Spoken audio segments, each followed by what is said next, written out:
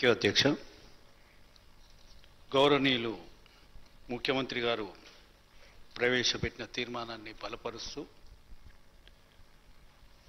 మాగంటి గోపీనాథ్ గారు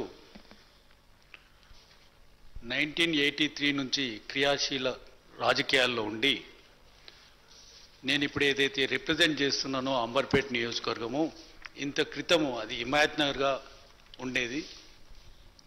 నియోజకవర్గాన్ని నుండి ఎన్నోసార్లు ఎమ్మెల్యేగా ప్రాతినిధ్యం వహించాలని తెలుగుదేశం నుంచి కోరుకున్నప్పటికీ అతనికి 2014లోనే ఆపర్చునిటీ రావడం, 3 సార్లు గెలవడం చాలా గర్వకారణం. అధ్యక్ష, నాకు మాగంటి గోపీనాథ్ గారితో దాదాపుగా 20 సంవత్సరాల నుంచి పరిచయము.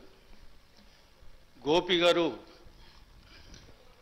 తెలుగుదేశంలో చాలా యాక్టివ్గా ఉండి సిటీ అధ్యక్షునిగా ఉన్నప్పుడు పరిటాల రవి చనిపోయిన రోజు హైదరాబాదులో తెలుగుదేశం కార్యకర్తల మీద, లీడర్ల మీద ఒక 30-40 కేసులు రిజిస్టర్ కావడం జరిగింది అధ్యక్ష.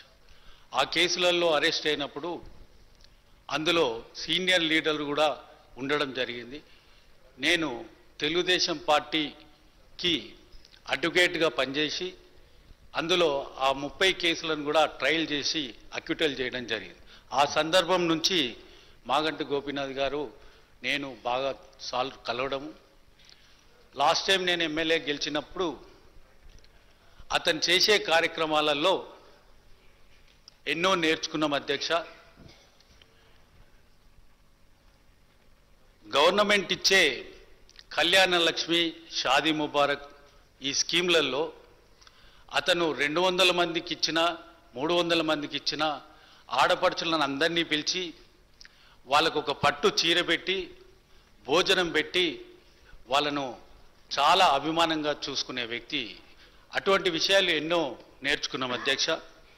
ఈ సందర్భంలో మీరు స్పీకర్ గారు ఉన్నారు, ముఖ్యమంత్రి గారు ఉన్నారు, క్యాబినెట్ అంతా ఉన్నారు. మా ఎమ్మెల్యేల అందరి తరఫున నేను ఒకటి విన్నవించుకుంటున్నా అధ్యక్ష. లాస్ట్ 17-18 మంత్స్లోనే మనం 2 ప్రజాప్రతినిధులను, ఎమ్మెల్యేలను కోల్పోయినాం అధ్యక్ష. మాకు అన్ని సౌకర్యాలు మీరు ఇస్తున్నారు అధ్యక్ష. గన్మెన్లను ఇస్తున్నారు, వెహికల్ ఇస్తున్నారు, పిఏని ఇస్తున్నారు, క్వార్టర్స్ ఇస్తున్నారు. కానీ ఒక పటిష్టమైన హెల్త్ ఇన్సూరెన్సు లేదు అధ్యక్ష. ఒక ఎమ్మెల్యే హాస్పిటల్ పోయినప్పుడు ఏ విధంగా హెల్త్ ఇన్సూరెన్స్ను వాడుకోవాలి, ఏ హాస్పిటల్లో పోతే ఎమర్జెన్సీ హెల్త్ ఇన్సూరెన్స్ అనేది ఉంటుంది, అటువంటి ఏవి మా వివరాలు మా ఎమ్మెల్యేలకు తెలియదు అధ్యక్ష. నేను లెజిస్లేటివ్ మినిస్టర్ గారికి విన్నవించుకుంటున్నా, ఒకరోజు అందరి ఎమ్మెల్యేలకు పిలిచి మనకు ఏ హాస్పిటల్స్లో హెల్త్ ఇన్సూరెన్స్ ఉంటుంది, ఏమైతే మనకు దానివల్ల బెనిఫిట్స్ ఉన్నాయి అవన్నీ కూడా చెప్తే, ఈరోజు మాగంటి గోపీనాథ్ గారు చనిపోవడానికి ముఖ్యమైన కారణము అది ఆ జబ్బు అధ్యక్ష. అది ఎవరికైనా కూడా రావచ్చు.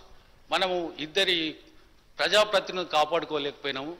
ఇప్పటికైనా కూడా ఈ సందర్భంలో నేను విన్నవించుకుంటున్న తమ ద్వారా అందరికీ బలమైన ఇన్సూరెన్స్ ఉండాలని నేను కోరుతున్నాను. మరియు మాగంటి గోపీనాథ్ గారికి వాళ్ళ ఫ్యామిలీకి ప్రగాఢ సానుభూతిని తెలియపడుతుంది. థ్యాంక్ యూ అధ్యక్ష. I request